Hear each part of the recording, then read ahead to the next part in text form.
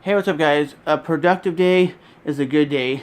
Whatever you're doing, try to be productive all the time. Even if you're not working and you don't have a job, try to be productive by maybe working out every day, maybe cleaning your yard, cleaning your car. Do something that makes you feel productive.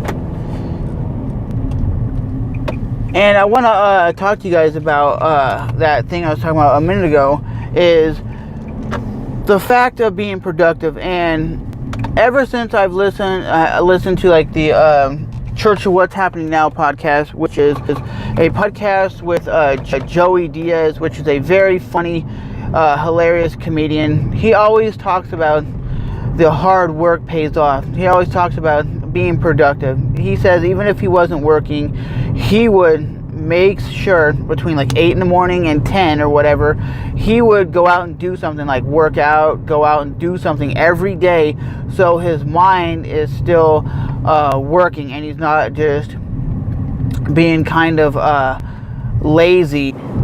And one thing I've always seen in life, my dad works extremely hard to get a job whenever he goes out and gets a job, and he's always productive.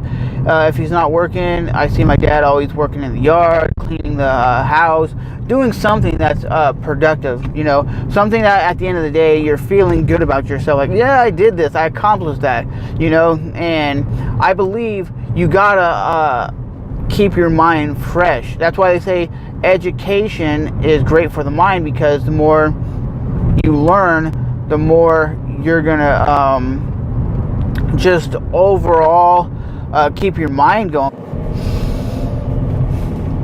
Casey Neistat, for example, that dude, for example, was a dude who said, hey, I'm gonna basically make a video vlog every single day, as long as I possibly can, be creative. And he said it helped him a lot by being a very creative individual, because before that he would make a video like once every couple months. Once he would think of an idea and he would just make it. He would be like, I'm too busy to be creating videos, which is not necessarily true all the time, because overall, when you're creating videos or doing whatever you're doing all the time, and you're very, very productive all the time, you will definitely see you do become more happy. You do become more like less depressed, because you're doing something that maybe not everybody's seeing your videos. I'm just using YouTube as an example. Maybe not everybody's seeing what you're doing, but the more hard work you put in, the more chances someone's going to notice you and want to keep watching your content. Would you watch That 70s Show if it came on once a month?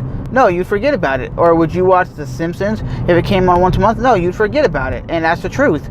The reason why these YouTubers that are so successful is they treat it like a job. You go to work 9 to 5, 5 days a week. Only those 2 days a week you're off because you're not getting paid for it. And your job says, these 2 days you are not supposed to be here, because by law you're only supposed to work 40 hours a week.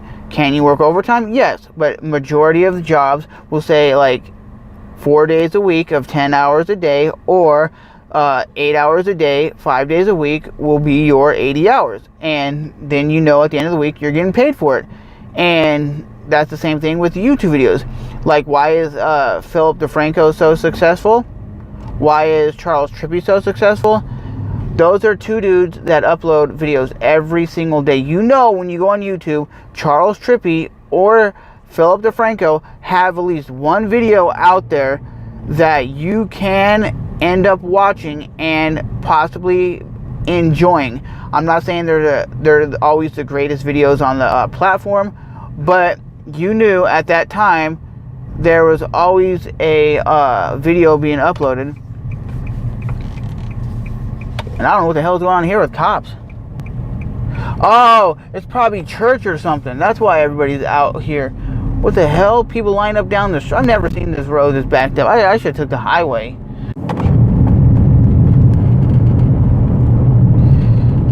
You just have to think outside the box, or you have to just keep trying. Or if you live in like small towns and you know, for example, living where you live, you will not find a job. A lot of times you literally have to just get up and get out of that small town, or start looking places you could go and say, hey, I'll drive to like Orlando, or I'll drive to St. Augustine. You go, well, that's a far ass drive every day. You go, well, what you do is you do like some people. Like, I've known people that realistically do this to get jobs.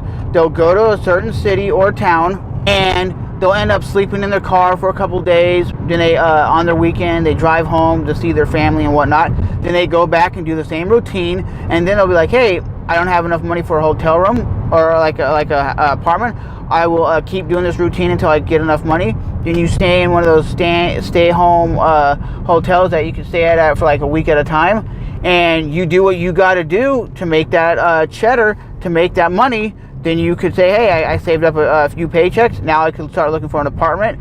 You move in. You do what you have to do, but you move out of that small, crappy town. Because a lot of times, what's holding people back is not the will to work, not the shyness, not the nervousness or being like a awkward person. It's the fact that you live in a weird town that is very small, that does not offer anything for fun, excitement, or jobs. And that's the realistic thing. And I'm trying to make this as a motivating video for all you people who are struggling where you work, or you struggle where you live, like in Stark, Florida, or in Waldo, Florida. All those towns have nothing to offer whatsoever, and that's the god-awful truth. I don't want to say all those people that live there don't have a job, because that's not true, but 90% of those people, they probably commute to the bigger city of Gainesville to get a job. And if you guys enjoy this video of me letting you guys know that you got to be productive, you got to hustle to put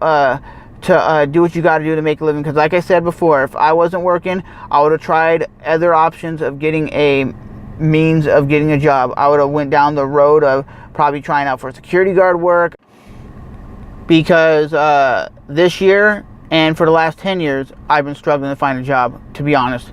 I was unemployed for almost 8 years, and do I feel good about myself? Hell no, I don't. I shouldn't be where I'm at in my life at my age. I should be way more productive. I should have been having the things that a lot of people have that are younger than me. That I see these younger people that are like 27, 28, and they're like, yeah, I have this, I have that, I'm this, that. I'm like, wow, you're married, you have kids, you have your own vehicle, you have your own house. I should already have had all those things by the time I'm my age, but it just didn't ever pan out, because pieces of trash would never ever hire me. You don't know how many interviews I went through, how many people booked me by saying, hey, Trevor, we'll call you back Tuesday night at 5. And those bullshit artists would never call me back at any time, day or night.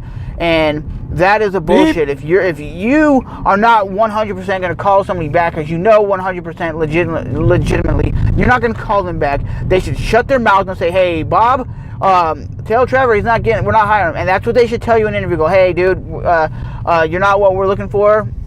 And that's it. They should not bullshit you with the fact of saying, yeah, Jimmy, we'll call you back.